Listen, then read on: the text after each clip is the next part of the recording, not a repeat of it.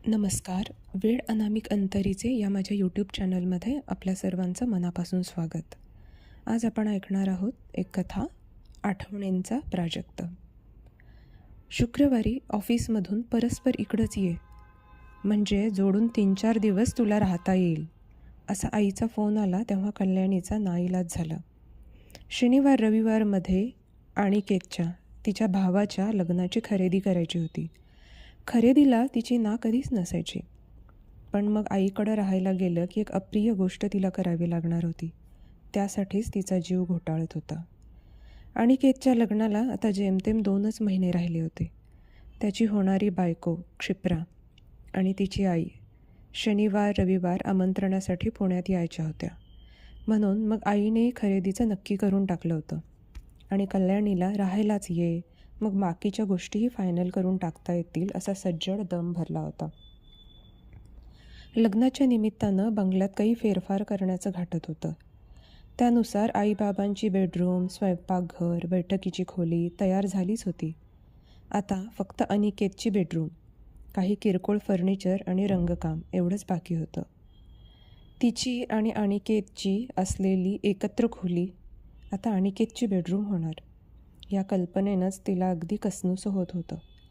खरं तर बंगला बांधताना ती खोली आधी बाबांच्या ऑफिससाठी बांधली होती, पण नंतर एकूणच त्या खोलीची रचना पाहून कल्याणीनं त्यावर आपला क्लेम लावून टाकला.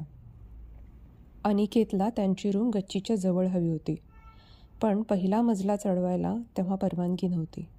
त्यामुळं मग अनिकेतला आपलं घोडं पुढं दामटता आलं नाही. पूर्ण बंगल्यातली ती एकच खोली कल्याणीच्या अत्यंत आवडीची होती. पश्चिमेला असणारी खिडकी संध्याकाळचं कोवळं ऊन अलगद त्या खोलीत सोडायची. कंपाऊंडमधला प्राजक्त संध्याकाळीच डवरून जायचा आणि त्याचा वेडा करणारा सुगंध कल्याणीला कोवळ्या स्वप्नांच्या दुनियेत फिरवायचा. तिच्या सगळ्या परीक्षांचा अभ्यास त्या खोलीच्या खिडकीतच झाला होता. मैत्रिणींचे जमलेले अड्डे, परीक्षेनंतरच्या पार्ट्या, भावंड राहायला आल्यावर घातलेला धुडगूस, पत्ते, कॅरम, लुडो, सगळ्याची साक्षीदार होती तिची ती खोली. आणि खोलीत असलेलं तिचं कपाट, ते तर काय तिच्या जीवाचा तुकडाच होता जणू. लहानपणापासूनच्या असलेल्या सगळ्या आठवणी तिनं तिच्या कपाटात जपून ठेवल्या होत्या.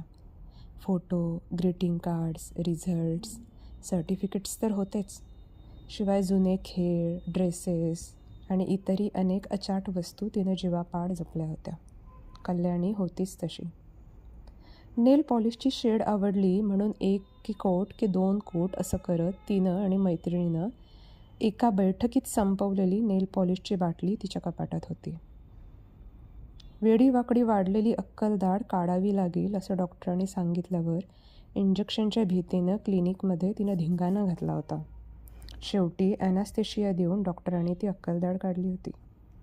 मग ती अक्कलदाढ जपून ठेवणं आलंच. कॉलेजचा अभ्यास करताना बोटात घुसलेली स्टेपलरची पिन, फारच त्रासदायक प्रकरण झालं होतं ते. मग स्टेपलरची पिन नाही, पण तो स्टेपलर मात्र तिच्या कपाटात भरती झाला होता.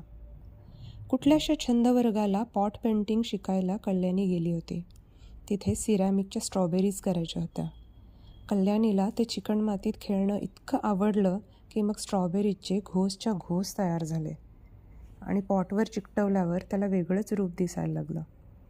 त्या सर्व स्ट्रॉबेरीजना तिने मग छानपैकी पोपटी रंग दिला होता. तो ग्रेप स्पॉट आजही दिमागात उभा होता तिच्या कपाटात. अशा अनेक खूप छोट्या मोठ्या गोष्टी, आठवणी. कल्याणीचं हे कपाट म्हणजे अनिकेतचा हमखास चेष्टेचा विषय होता.